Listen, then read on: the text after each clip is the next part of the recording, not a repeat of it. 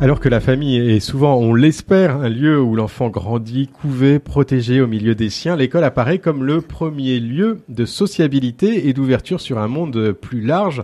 C'est le lieu où il va apprendre à rencontrer l'autre avec ses différences. Et c'est le sujet de cette émission qu'on va aborder, l'école, lieu de relation et de dialogue. Avec nous, Gilles Demarquet, bonjour. Bonjour. Vous êtes le président national de l'APEL. L'APEL, c'est l'association des parents d'élèves de l'enseignement libre. Il y a une association comme ça dans chaque établissement ? Oui, tout à fait. Dans chaque établissement, nous avons une appel d'établissement. Il y en a à peu près 5000 sur le territoire qui s'agrègent ensuite en appel départemental et appel académique. Puis moi, je suis président du national. Et donc l'appel, c'est 1 million d'adhérents, c'est 70 000 bénévoles engagés au service des communautés éducatives. Voilà, on va voir avec vous comment les parents d'élèves sont impliqués dans la vie des écoles catholiques et quel lien particulier, singulier se vit au sein de ces établissements. À vos côtés, Isabelle Goubin, bonjour. Bonjour. Alors, vous êtes la directrice depuis septembre du collège du Sacré-Cœur à Donfront et également de l'école L'Ange Gardien. C'est bien cela. Voilà. Et puis également Vincent Le Sec, bonjour. Bonjour. Vous êtes responsable de la vie scolaire à l'ensemble scolaire Saint-Thomas d'Aquin de Flers. Rappelez-nous un peu le rôle du responsable de vie scolaire. Alors le responsable de la vie scolaire ou le CPE, des fois c'est plus lisible pour les familles, va avoir cette gestion des élèves en dehors de la présence en cours, en dehors de la séance pédagogique. Donc finalement la vie scolaire, c'est s'occuper des élèves au niveau de l'individu, mais en même temps de leur collectivité, de la masse, j'allais dire, de l'ensemble des personnes. Donc c'est un métier qui est assez vaste et j'ai une équipe de 5 personnes avec moi pour m'assurer que tout se passe bien au niveau des élèves.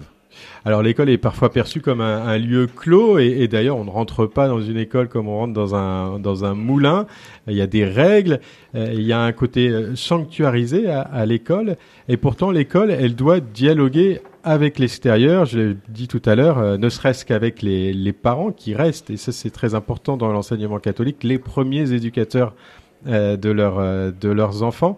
C'est un des aspects importants du caractère propre de l'enseignement catholique, cette place des parents. Gilles Demarquet, comment les parents sont associés à la vie des établissements en tant qu'institution et puis en tant que lieu de vie ? Alors je crois déjà, vous savez, l'appel est présente dans le statut de l'enseignement catholique, comme c'est l'association, l'unique association qui est reconnue pour fédérer tous les parents d'élèves au sein de l'institution. Ça, c'était une volonté des évêques lors de la création de l'appel il y a maintenant 90 ans. Et c'est pour ça que l'appel est à la fois apolitique, non confessionnel et soutient le projet éducatif des établissements catholiques d'enseignement qui est clairement basé sur l'évangile. Et donc, ça nous permet d'avoir cette richesse de fédérer tous les parents dans leur diversité, quelle que soit leur conviction, quelle que soit leur croyance. Donc ça, c'est déjà un premier point qui est important. Et puis, le deuxième point, c'est que, comme je disais tout à l'heure, on est présent dans tous les établissements. Et comme je disais tout à l'heure lorsque je suis intervenu, on est dans une logique de coopération avec l'institution, de façon à faire en sorte qu'il y ait du dialogue qui se fait et que on est tous éducateurs, nous parents, et toutes les personnes qui font partie de l'établissement sont là pour contribuer à l'acte éducatif et à l'instruction aussi des différents jeunes qui sont confiés. Nous, comme je disais tout à l'heure, on confie un peu la chair de notre chair. Donc on a aussi des attentes et des exigences.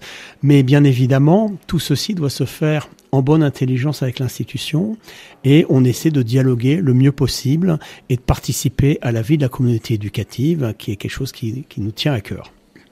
Alors, et ça, c'est les bonnes intentions, mais dans la pratique, j'imagine que ça ne doit pas toujours être évident. Alors, ça doit apporter une certaine richesse, mais il doit falloir aussi que chacun sache rester à sa place. Je pense notamment à toute la dimension scolaire, pédagogique, etc. Le parent reste un parent et le professeur reste le professeur. Bien sûr, je crois que chacun doit avoir sa place et sa juste place. Il est clair que il n'est pas de notre ressort de s'occuper de choses pédagogiques, mais par contre, on va aussi travailler sur des aspects d'animation dans l'établissement, mais apporter un soutien sur différentes activités. Lorsque, par exemple, on travaille sur l'orientation, les parents viennent présenter leur métier, ce qu'ils font pour pouvoir permettre d'ouvrir le champ des possibles pour les jeunes. Lorsque, par exemple, les jeunes, je pense en particulier en troisième ou en seconde, vont faire des stages, il y a pas mal d'établissements où vous avez des jurys de stage qui sont composés d'un enseignant et également d'un parent d'élève qui apporte un regard différent, un regard, je dirais, un peu plus professionnel, parce que chaque parent a un métier à côté et donc peut apporter des choses qui sont différentes. Voilà, il y a plein de choses comme ça qui peuvent exister, ou j'ai d'autres exemples où des parents s'occupent, par exemple, de faire passer des entretiens d'entrée dans des établissements supérieurs à des jeunes, de façon à les roder à la technique d'entretien. Vous voyez, il y a plein de choses qui peuvent se faire et qui peuvent exister en bonne coopération. Isabelle Goubin, Gilles Demarquet parlait de la chair, de leur chair, voilà, qu'on confie à l'école. Comment ça se passe justement ce lien avec des parents qui peut-être parfois ont des exigences ou ont des craintes ou ont des attentions assez fortes? Oui, c'est vrai que les exigences en plus des nouvelles familles sont assez importantes et je pense que ça implique de la confiance. Forcément, dès que les nouvelles familles arrivent, elles sont accueillies, en général, je les accueille pour les inscriptions par le chef d'établissement et je leur parle effectivement de cette confiance et qu'il est tout à fait possible d'échanger à un moment donné pour si on a des points de vue divergents ou autres. Après, ce qui est important, c'est quand ils nous confient leur enfant, ça va être le personnel OGEC, une ATSEM qui va être au premier contact. Et même chose, le dialogue commence par là. Les familles qui arrivent en maternelle, je parle pour les petits, elles vont avoir en premier contact les ATSEM et elles peuvent confier dès lors ce qui implique pour le suivi de l'enfant. Elle va prendre compte et faire le lien après avec l'enseignante. Et effectivement, il y a tout un dialogue qui s'instaure dans l'école avec tous les partenaires, puisqu'on est quand même des co-éducateurs de leurs enfants.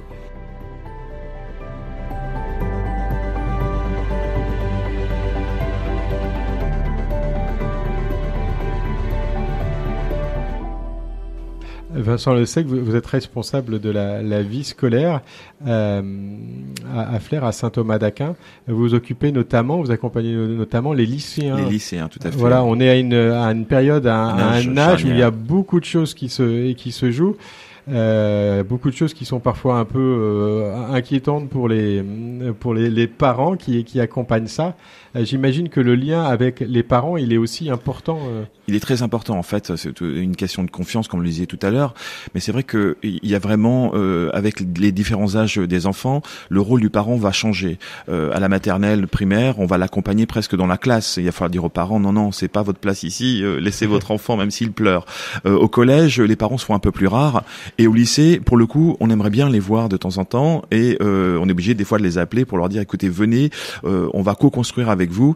Il y a une tripartite entre les élèves d'un côté, nous, le corps enseignant éducatif, et puis les parents de l'autre. On a vraiment besoin de faire synergie. S'il y a un chaînon qui est manquant, à ce moment-là, ça peut pas fonctionner vraiment correctement. Il manque toujours quelque chose. Donc, ce que vous vivez au lycée, c'est finalement des parents qui sont peut-être pas suffisamment présents ou pas suffisamment impliqués dans le... En fait, des parents qui osent peu, qui n'osent pas franchir les portes du lycée, qui attendent peut-être que le problème survienne avant de le signaler. Et donc, toute l'ambiguïté ou la problématique, c'est d'essayer d'avoir des signaux faibles, de les trouver et puis de réagir avant que le problème survienne.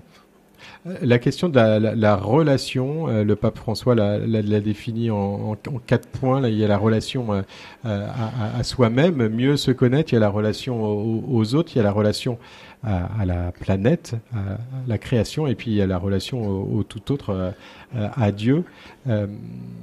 Pour une école catholique qui prétend aborder l'éducation de manière intégrale, c'est une sacrée mission d'aborder ces quatre dimensions en même temps pour une seule personne. Comment vous vivez les uns les autres cela, la directrice de l'établissement, comment on arrive à être sur les 4 fronts entre guillemets? Alors, en fin de compte, l'école peut et doit être une solution pour retisser le lien à soi. J'expliquais que à l'école, on va proposer des activités qui vont que l'enfant va découvrir, et peut-être il va se découvrir une passion, ou peut-être plus tard à l'âge du collège ou à l'âge du lycée une vocation. Donc l'école a vraiment vocation à leur proposer des activités de ce genre.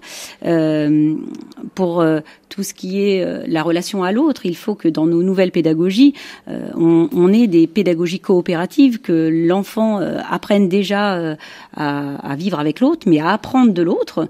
Et puis la relation à l'écologie, c'est quelque chose, il faut vraiment revenir à ce lien-là qui a été perdu ces dernières années. Je fais la remarque de certains enfants actuellement qui sont capables de citer toutes les sortes de logos, de reconnaître un logo commercial. Par contre, on se balade dans la nature et ils sont incapables de reconnaître une feuille d'arbre, quoi. Et donc là, vraiment, tout ça, c'est à reconstruire. Et on voit qu'on prend conscience de ça avec les nouvelles pédagogies, l'école du dehors, la revégétalisation des cours. Rien que dans les stands qu'on avait présents aujourd'hui, on voit que c'est une dimension qui prend de l'ampleur, et il faut revenir à ça. Gilles Demarquet, est-ce que c'est une attente des parents? Alors, il faudrait interviewer tous les parents, mais comme vous êtes le représentant de l'appel, je vous pose la question, mais des parents de l'enseignement catholique, que l'école s'investisse sur l'ensemble de ces dimensions de la personne de leur enfant. Je crois que, en effet, si on met nos enfants dans un établissement catholique d'enseignement, c'est pas par hasard non plus. C'est parce qu'on va y trouver un cadre qui va permettre à l'enfant de grandir, de se construire, et un cadre dans lequel il va trouver un lieu propice aux apprentissages. Donc ça, ce sont des choses qui sont importantes. Et c'est les raisons pour lesquelles un parent confie son enfant peuvent être très variées. Lui-même a pu être enfant étudiant dans cet établissement. Ça peut être l'établissement de proximité, ça peut être parce que justement il souhaite trouver un cadre propice aux apprentissages pour ses enfants. Il y a plein de raisons. Ça peut être pour des raisons religieuses, bien évidemment, même si ça peut être une raison qui est en baisse maintenant et qui est en lien avec la décroissance de la pratique religieuse. Mais tous ces éléments font que le parent choisit l'enseignement catholique parce qu'il sait qu'il va y trouver un projet, il sait qu'il va y trouver un cadre bienveillant pour son enfant. Et le projet, et c'est souvent ce que je dis, parce que de temps en temps, j'ai des parents qui viennent me dire en disant « mais voilà, moi, mon enfant, là, c'était bien là, mais ça marche pas bien, il n'arrive pas à suivre, etc. » Je dis « réfléchis peut-être à regarder s'il n'y a pas un établissement dans le coin qui l'accompagnera parce qu'il a des besoins qui sont différents des autres. » J'ai une grande famille. À un moment, on avait 6 établissements différents pour nos enfants. Parce qu'en fait, à chacun son établissement.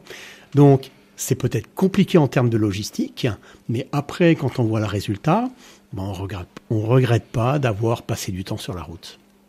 Et comment est vécu comment vous vivez cette éducation à la relation dans vos différents établissements?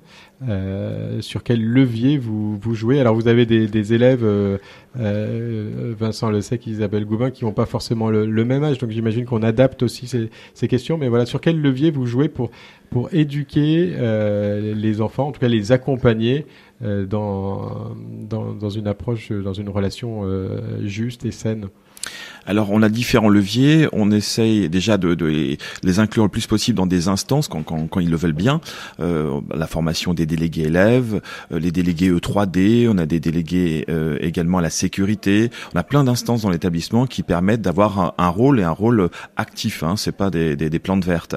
On a également des moments où on va pouvoir être en relation beaucoup plus privilégiée avec eux. Hein. C'est mon métier, c'est le cœur de mon métier, c'est de pouvoir être en direct avec eux, de pouvoir les écouter, comme vous le disiez, avec un âge personnelle. De manière très très personnelle, et sur des questions qui peuvent être on ne peut plus compliquées pour eux. Hein. Ça peut être lorsqu'on a une suspicion d'attendre un bébé, voilà, ça peut être des moments vraiment très douloureux, et les accompagner justement au dialogue avec leur famille, dialogue avec leurs proches ou avec des professionnels. Ça fait partie de nos missions, je le pense également, de respecter les personnes et d'aider à s'éveiller et à regarder autour de soi. Isabelle Goubin, vous avez des élèves plus jeunes? Oui. Parce que ça va de l'école au collège. Effectivement. Et moi, j'aime parler d'exemplarité au niveau de la relation. C'est vrai qu'avec, j'avais cité tout à l'heure le pape François, qui disait que la manière dont nous entrons en relation avec les enfants, la manière dont nous respectons leur dignité et leurs droits, exprime quel type d'adulte nous voulons être, mais surtout quel type de société nous voulons construire. Et c'est quelque chose que je trouve fondamental et qui m'habite régulièrement dans ma mission. Et à chaque fois que j'ai besoin de parler avec la famille, besoin de résoudre un souci avec un enfant, je pense réellement à ça. Et j'aime bien le communiquer aussi à mes professeurs de second degré pour qui j'explique que la relation qu'ils ont avec les jeunes est prédominante parce que, en fin de compte, un élève, ce qu'il va retenir de son collège ou de son lycée ou de l'école, c'est pas tant le théorème de Pythagore ou autre, mais c'est la relation qu'il a eue avec un prof, parce que ce prof-là était animé, était passionné et a su dégager quelque chose avec l'élève. Et je pense que la clé, elle est là aussi pour nos élèves, pour les enseignants, c'est la relation qu'ils développent avec les jeunes, quoi. Et la relation a été profondément bouleversée, révolutionnée depuis 20 ans, oui, maintenant, par l'arrivée des réseaux sociaux, par l'arrivée des écrans. Alors ça bouleverse toute la société, mais encore plus la jeunesse et donc l'école. Comment vous faites sur cette question un peu précise et délicate, mais comment vous faites pour travailler l'éducation à la relation avec les jeunes que vous avez, les enfants et les jeunes que vous avez? Alors moi, je découvre juste le second degré, donc je vais peut-être davantage laisser parler Vincent. Alors c'est un vrai sujet, c'est une vraie difficulté. En lycée, il n'y a pas d'interdiction au niveau des portables. Pour autant, on remarque qu'on a la paix sociale, nous les adultes, parce que les jeunes, ils ont leur portable et sitôt un cours terminé, eh bien, ils vont regarder des sites. Alors, c'est souvent où ils jouent en réseau, etc. Hein. Il faut pas voir. Oui, c'est pas forcément malveillant, mais malgré tout, ils sont sur leur réseau, ils sont sur leur écran. Sont sur les réseaux. Et pas avec et parfois, lorsqu'ils partagent le repas, bien également, ils vont sortir le portable, où ils disent je parle avec un tel alors qu'ils sont en train d'écrire. Hein. Donc il y a vraiment des fois un changement dans le sens des choses. Et donc toute la difficulté maintenant, c'est de faire cette éducation aux écrans et nous aussi on l'utilise beaucoup, on envoie beaucoup d'informations sur les emplois du temps par les messageries, mais en même temps il faut les éduquer à essayer de l'utiliser, on va dire quasi professionnellement, scolairement parlant, mais en ayant des limites dans l'usage. Et ça c'est vraiment pas simple. J'imagine que sur ce cas pratique, on voit l'importance et l'enjeu de la coéducation entre les parents et les établissements. Gilles Demarquet.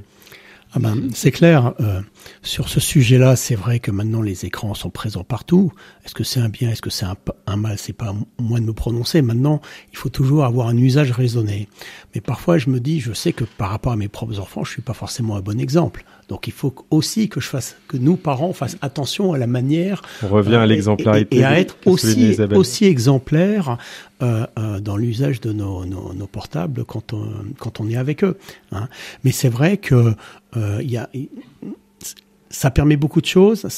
La connaissance arrive aussi par le portable, donc ça veut dire que à l'école, il faut aussi faire les choses différemment. On voit quand on parle de harcèlement, ce qui arrive également, que quand ça existait dans la classe, maintenant ça se prolonge après l'école, et ça c'est un vrai fléau. Et on travaille en ce moment avec Meta, qui est l'éditeur de Facebook et d'Instagram, pour promouvoir ce qu'ils proposent en termes d'apprentissage, de formation pour les parents, pour pouvoir travailler sur les outils de supervision. Parce que on a nous aussi un rôle à jouer autour de cette lutte contre le harcèlement, sur tout ce qui se fait en dehors de l'établissement. Parce qu'évidemment, vous, enseignants, vous vous en occupez pendant le temps de l'école, mais après, il faut qu'on prenne aussi notre part, nous parents, sur ces sujets-là, de façon à bien les sensibiliser sur le fait que il y a des attitudes qui ne se font pas. Voilà, et le portable, c'est exactement le même à l'école et à la maison, du coup, qui crée le lien. Moi, je remarque quand même qu'il y a des fois, lors de rendez-vous avec des familles, des enfants qui reprennent leurs parents. non, range ton portable, ça ne se fait pas. Comme quoi, ils apprennent vite les codes et ils savent Et je comment pense gérer. qu'effectivement, les parents sont pas forcément des modèles pour les enfants dans notre société actuelle. Dernière question, c'est concrètement comment passe cette éducation à la relation, comment à l'école on permet aux jeunes élèves d'expérimenter la relation et in fine le dialogue. Est-ce que ça peut passer par la connaissance de l'autre, par faire des choses ensemble, par se dire les choses, voilà comment on travaille très concrètement cette relation. Alors, par exemple, dans les cours d'école, quand il y a des petits conflits, on est sensibilisé là à une nouvelle pratique qui s'appelle message clair. En fin de compte, l'enfant doit dire clairement ce qui s'est passé, pourquoi il a été gêné d'un comportement. Par exemple, je prends une bousculade, ça pourrait très vite tourner à un petit conflit où on se tape dessus. Et en fin de compte, les enseignants et le personnel encadrant est sensibilisé à cette pédagogie message clair, où l'enfant doit exprimer comment il s'est senti quand il a été bousculé. Et il doit dire, bah oui, tu m'as fait mal à ce moment-là, j'aimerais que tu t'excuses. Donc on est vraiment sur mettre des mots sur les émotions qu'on a ressenties et ce qu'on aimerait de l'autre. Et l'autre doit écouter ce message et dire, bah effectivement, je suis désolée, et puis ce qu'il amène comme réparation. Donc voilà un petit exemple, un exemple très concret. Ouais. Au lycée, ça peut se passer comme ça ou... Alors, au lycée, le message clair pourrait fonctionner. On y avait pensé le mettre en place. Ce que l'on fait, nous, c'est qu'on demande souvent aux élèves d'écrire, de prendre un temps pour eux, d'écrire ce qu'ils ont vécu et ce qu'ils ressentent. Et ensuite, on convoque les jeunes qui vont lire la fiche de l'autre et puis surtout ce qu'ils ont ressenti. Et c'est un peu comme la technique où on met des chaises dos à dos et puis que les personnes ne se voient pas, mais communiquent entre eux et sans avoir le faciès ou le physique. Ce qui permet de vraiment d'aller à cœur et de parler sans avoir de ressenti, hein, mais en exprimant vraiment son sentiment profond. Voilà 2 exemples très concrets qui illustrent comment est vécue cette ambition d'être un lieu de relation et de dialogue pour l'école catholique ici dans l'Orne. En tout cas, merci à tous les 3 d'être venus effleurer, ouvrir ce sujet ô combien vaste et qui est aussi très bouleversé par les évolutions de la société actuellement. Merci à tous les 3. Merci. Merci à vous.